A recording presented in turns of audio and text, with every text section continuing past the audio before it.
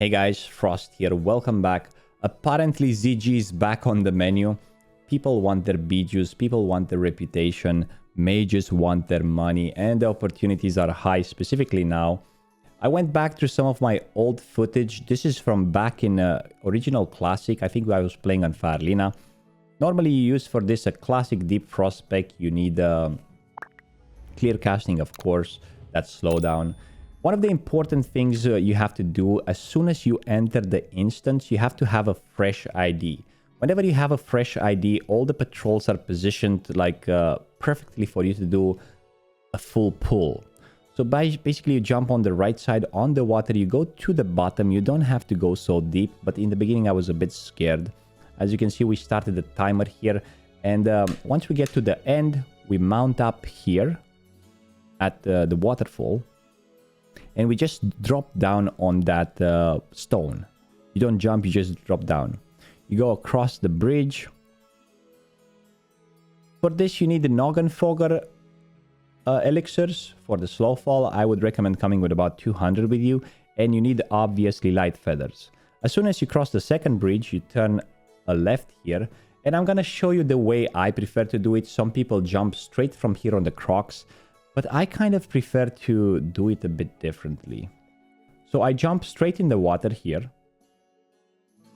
I don't use any slow falls or anything. I just frost nova those fishes. I get out of the water. And then I go and mark the Zerker patrol outside. As you can see, in between the two packs of croc. I go up here. I mark that Zerker as soon as I can see it.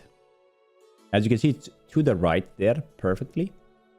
Normally, I don't even have to do it, because after you do it a couple of times, you kind of intuitively know where the patrols are. But if you're at the beginning, if you're still struggling with some features, just come on this side, drink up, mark the patrol, get a fresh slow fall from Noggenfogger, a 2 minutes buff. There we go. This is the first one we get. And then you apply back the mana shield, the ice barrier. You make sure you have minor speed on boots. That's a must for this grind. I don't think I have to specify this anymore. And an epic mount would be recommended, although it's not needed. You pull the mobs on the left, then on the right, body pull. And just keep on going. Make sure you stack them if you can. By the time you reach this corner in front of the mage, you want to wait a bit for the crocs so they kind of stay a bit stacked.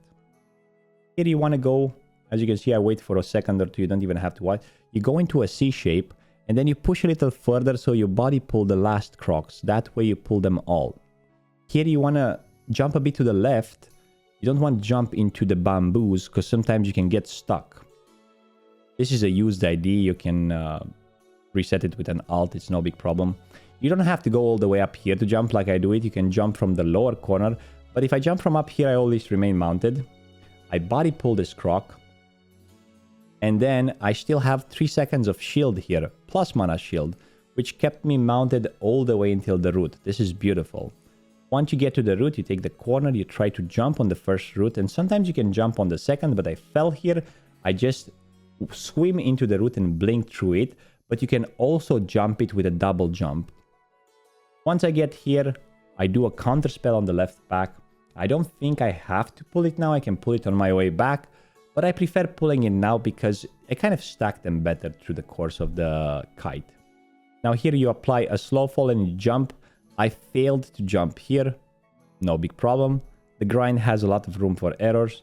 You body pull these crocs into a blink. And as you can see, if the ID is fresh, there's not going to be a berserker in front of you. He's going to be moving away. Now, the mistake I do here, I get too close to those mobs, but fortunately I do not aggro them. You want to jump a bit earlier, apply a slow fall, jump into the water. As you can see, the mobs are starting to stack better. Once you get into the water, you got to be a bit careful because there's the fishes, which they do daze you if your shield goes off. And as you can see, we perform the double jump. Now, once you get outside here, if you feel like, you can use a rank 1 blizzard to stack them up, make them into a nicer shape, gather them up a bit. I don't think I did it here. I come here, I blink through the water, although sometimes I don't think I blink. and I body pull this back. Now the mistake I did here, it's that I'm jumping here on the side, which normally you would have to go across the bridge from where we started the pull, and then from whenever we started the pull, we would jump on the other pack of crocs. Because normally down here there are 2 more pack of crocs, and I only think I get 1. So as you can see, I come closer. I'm gonna use a lip here, which gives me immunity for 6 seconds. I just pop the lip, I do a couple of arcane explosions and then a frost nova, and I move on. So this jump is kind of tricky. There we go. So you just want to go get the other pack as well. I think you can do it from this side or you can do it from the other side. You just got to be careful. Once you get the mob stacked, you want to use Mage Armor, rank 1, because it costs only 270 mana compared to the max rank. You come to the bridge, and from the bridge, it should be like an easy deal. As you can see, as soon as... It's kind of like the middle of the bridge. You apply a rank 1 Frostbolt, and the way I do it with this character is different. So I use Roleplay Walk,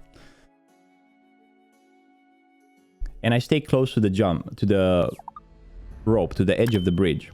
I press space and then I strafe left. And when I come down, I strafe right. Space, strafe left. As soon as I'm at the highest point of the jump, I press strafe left. Apparently, if you're playing a different model, like a human female or a gnome, it's a bit different. So then, the way you have to do it, you have to do a descendant jump. You go further a bit on the bridge, and you jump backwards. Or even with the front. There's going to be a place later on where you can practice it. There's a bridge between Gromgol Base Camp and ZG. Outside in STV, you can go practice it there until you kind of nail it. Because that's kind of the hardest part of this grind. The pull, once you nail it, it's going to be really easy. Now here it's quite simple. You use rank 1 Frostbolts until you get the clear cast proc. I think this run I didn't have a lot of clear cast procs. If you have a lot of mana, you can be confident and you can just burst down. It usually takes about 8 minutes to pull and kill all the mobs. I think this is still an old footage. Maybe people evolved a bit since then. Please let me know in the comments if you found a better way to do it. I still think this is kind of like a fun and secure way to do it. If I'm gonna manage to level another mage, I'm gonna do it this way. A couple of extra tips. You can boost people. Just do it now, because now it's where the prices are high. After a couple of weeks, it's gonna become obsolete. I think pretty much this is it, guys. Let me know in the comments if you're doing one of those grinds, if you have a mage. You can do enough money to buy Epic Mountain TBC. Look, in this clip, I had 35,000 gold. I'm gonna be streaming probably tomorrow, not this weekend. If you want, you can come by at twitch.tv/Frostadamus. If you're coming back to WoW and you're gonna get a guide from Rested XP, please get one through my link. It's in the description down below. You have a 10% discount, and I also have an affiliate link. With that being said, thank you very much for watching. I wish you the best grinds you can get. And until next time, stay frosty. Bye-bye!